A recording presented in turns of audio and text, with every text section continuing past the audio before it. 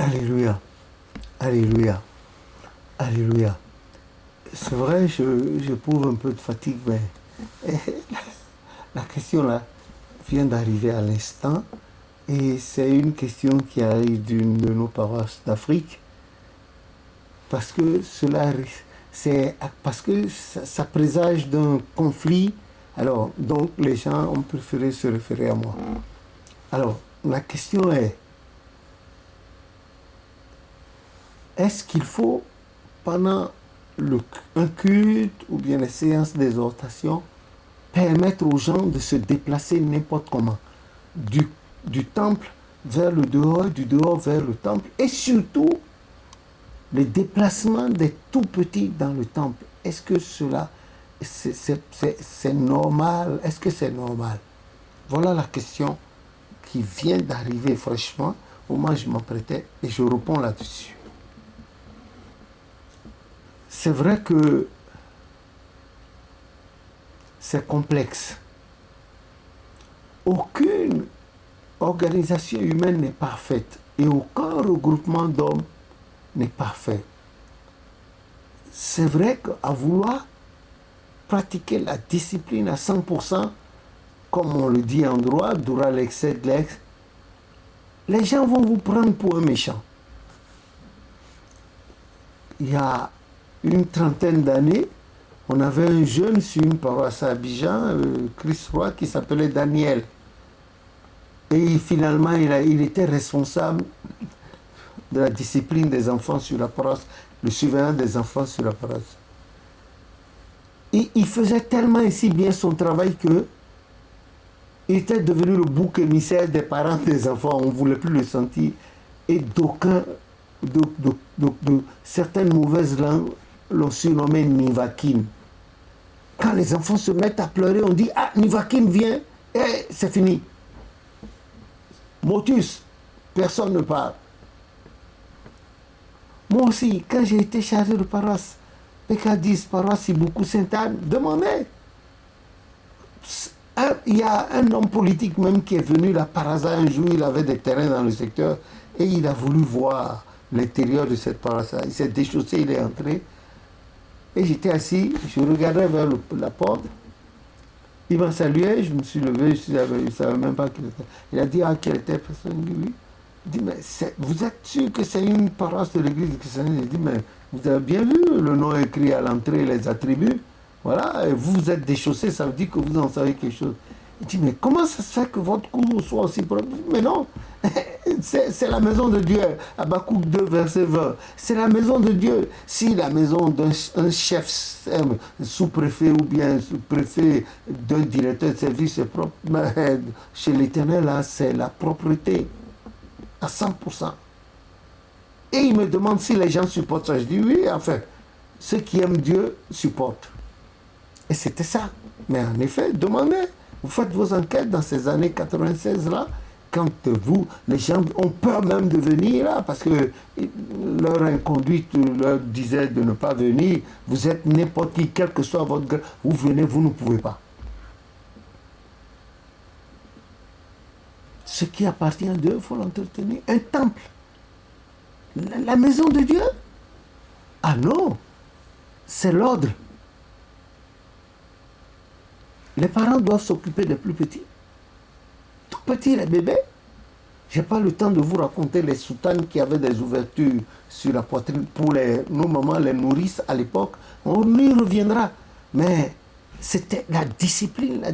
Les parents, c'est ça. Les parents, les lectures, la discipline. La prédication, la discipline. La prière, la discipline. Parce que certains, quand ils sont entrés, ils sont concentrés, qu'il y a un moins de bruit, ils ne peuvent plus supporter. Bon,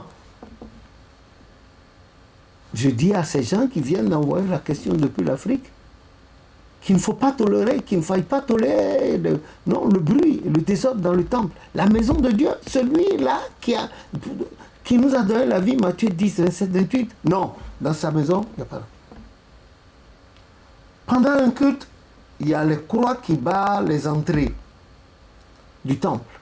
C'est vrai, les besoins physiologiques dont uriner ou bien aller aux toilettes, ça peut se venir à n'importe quel moment.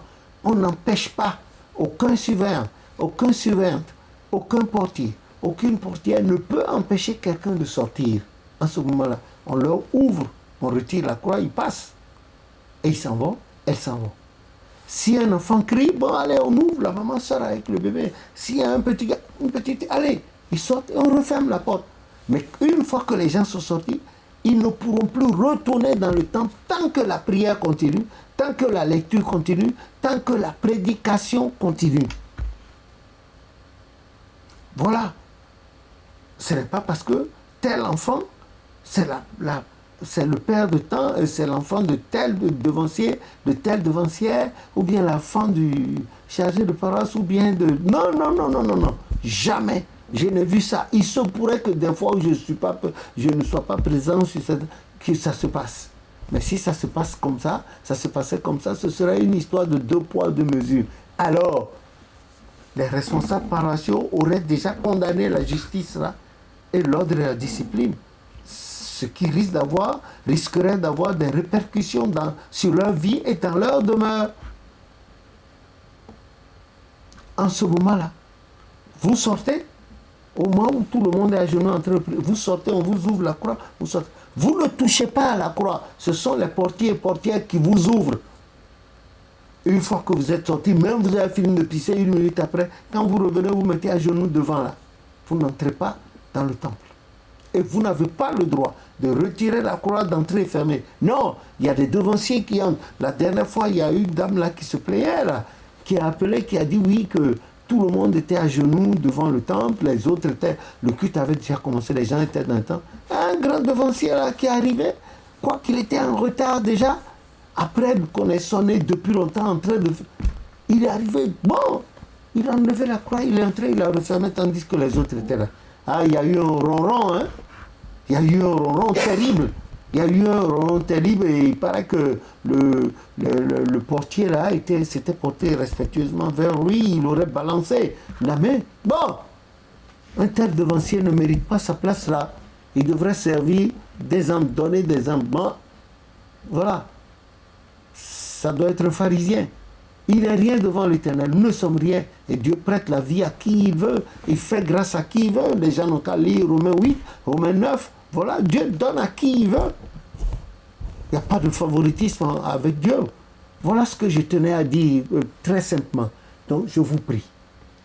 Le temple, c'est un lieu public appartenant à celui qui a créé la terre et ce qu'elle renferme, le monde et ce qu'il habite. Celui-là qui peut disposer de nos vies comme il veut, non pas les hommes, Matthieu 10, 27, mais lui, il dispose de la vie et de l'après-vie comme il veut, puisqu'il peut appeler toutes choses à l'existence.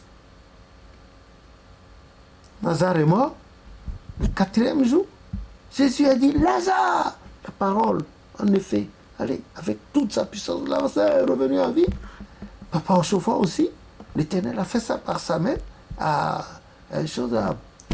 au Lucho ou bien Thérèse, là, au Nigeria. Non, soyons humbles. C'est l'humilité qui va devant Dieu et qui nous ouvre les portes de l'héritage de la vie éternelle. Prenons-en exemple sur le Christ. Éphésiens, dans Philippiens 2, du 9e verset à la fin. Et puis, Colossiens 1, à partir du 15e verset, allez lire.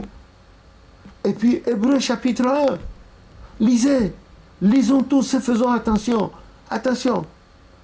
La dernière partie du proverbe 15 dit, l'humilité précède la gloire. L'Éternel résiste aux orgueilleux et fait miséricorde aux hommes. Puisse l'esprit d'humilité et d'obéissance et la crainte de Dieu nous habiter. Hébreux 10, 31 dit, c'est une chose terrible que de tomber entre les griffes de l'Éternel. Moi, je ne vous souhaite pas ça.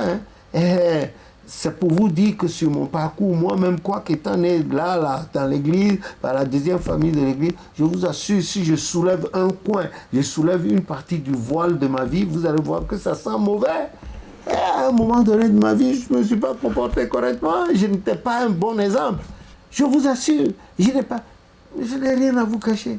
Je n'ai pas été un bon exemple si ce n'est pas la main de l'Éternel. Surtout à la mort de mon papa, j'étais comme un oiseau libéré de sa cage, mes ailes étaient... Voilà.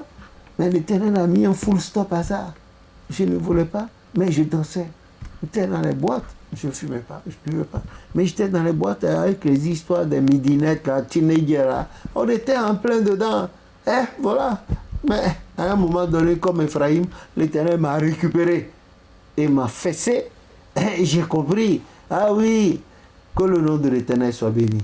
Servez-vous donc des expériences des autres pour vous positionner afin que vous n'ayez pas à subir le foudre de Dieu.